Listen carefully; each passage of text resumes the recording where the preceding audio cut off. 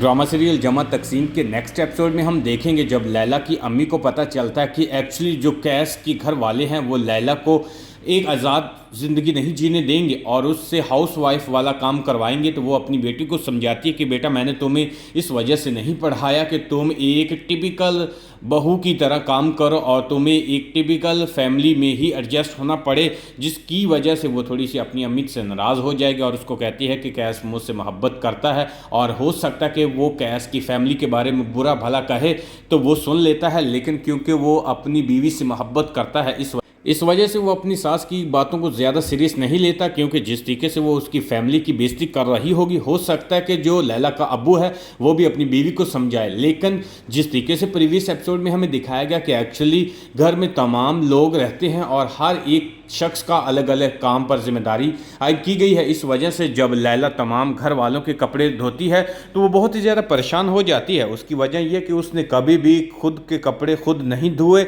और ना ही वो घर के काम खुद करती थी, लेकिन यहाँ कैस की फैमिली की उसके काम करने पड़ रहे हैं। और जब कैस की अम्मी को पता चलता है कि एक्चुअली ये तमाम कपड़े लैला ने धोए हैं और अच्छे नहीं धोए, तो रास्ता उसकी